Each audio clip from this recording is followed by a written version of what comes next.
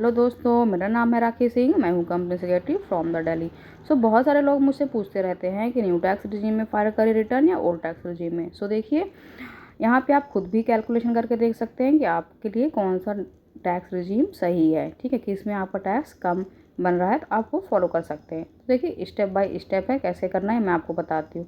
देखिए, income tax की website पे जब हम खुद रिटर्न फाइल करते हैं तो वहाँ पे भी ऑप्शन आता है। ठीक है, तो देखिए मैं वहीं पे बता रही हूँ आपको कहाँ पे आपको जाना है। तो जैसे आप इनकम टैक्स रिटर्न, कोई भी रिटर्न ITR 1, ITR 2, ITR 3 जो भी फाइल कर रहे हैं, तो जब वहाँ पे आप पर्सनल इन्फॉर्मेशन में जाते हैं तो देखिए नीचे पे जाएंगे तो आपको यहाँ पे ये ऐसा ऑप्शन दिखता है कि आप न्यू टैक्स रिजीम फॉलो कर सकते हैं या ओल्ड टैक्स रिजीम। तो देखिए, अगर आपको न्यू टैक्स रिजीम ही करना है तो आप उसे एज इट इज़ नो ही करके रखिएगा।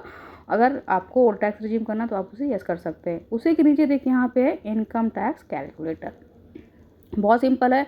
आप इनकम टैक्स कैलकुलेटर का यूज़ इनकम टैक्स की वेबसाइट पे कर सकते हैं और गूगल पे भी जाके आप सर्च करेंगे ना इनकम टैक्स कैलकुलेटर तो यही ओपन होने वाला होता है। ठीक है, जैसे आप इसे क्लिक करते हैं तो देखिए इसमें कुछ कैसा इंटरफेस आपको देखने को मिलता है। आपको कहीं किसी और से पूछने की ज़रूरत नहीं है, आप खुद से भी कर सकते हैं अगर आप इनकम टैक्स की वेबसाइट चलाना जानते हैं। अगर आपने कभी साइट नहीं चलाई है तो अलग बात होती है, आप उसके लिए प्रोफेशनल की हेल्प ले सकते हैं। ठीक है, देखिए इनकम टैक्स कैलकुलेटर ऐसा ओपन होकर के दिखेगा। इसमें आपको पैन डालना है, नेमो पर टैक्स पेयर डालना है, कौन सा असेसमेंट ईयर है और इंडिविजुअल है, रेसिडेंट है या कि नहीं है, जो भी है, और उसकी एज कितनी है, क्योंकि एज के हिसाब से स्लैब रेट चेंज हो जाते हैं ओल्ड टैक्स रिजीम में, है ना।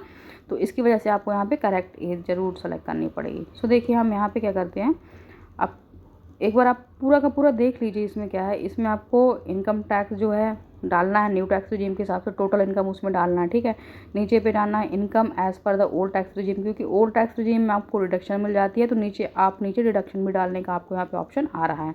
ठीक है, तो चलो एक बार करके देखते हैं। लेकिन मैं जिसका कर रही हूँ उनके पास कोई भी डिडक्शन नहीं है, इसलिए मैं एक्चुअली न्यू टैक्स रिजीम ही फॉलो कर रही हूँ। अगर आपके पास कोई भी डिडक्शन नहीं है, ठीक है, तो आप न्यू टैक्स रिजीम फॉलो करिए, उससे बेस्ट कुछ भी नहीं है। देखिए मैंने पैन डाल दिया है उनकी जो बिलो 60 ईयर्स की है। ठीक है, यहाँ पे उनके टैक्सेबल इनकम डाल देते हैं। टैक्सेबल इनकम देखिए आप AIS में देख करके डाल सकते हैं कौन कौन सी इनकम है। देखिए सैलरी की इनकम है, इंटरेस्ट फ्रॉम सेविंग बैंक है, इंटरेस्ट फ्रॉम डिपॉजिट है, FD RD जो भी कराई होगी। तो उनकी जो टोटल इनकम है वो देखिए 13,01,337 रुपये। ठीक है, इतनी बन रही है, हम 13 लाख के आसपास है। तो इनकम तो सेम ओल्ड टैक्स रिजीम में भी डालेंगे हम। ठीक है, लेकिन हाँ इनके पास क्या है, इनके पास कोई भी क्या है, कुछ भी क्या है ना, सेविंग नहीं है या कि कोई भी रिडक्शन नहीं है।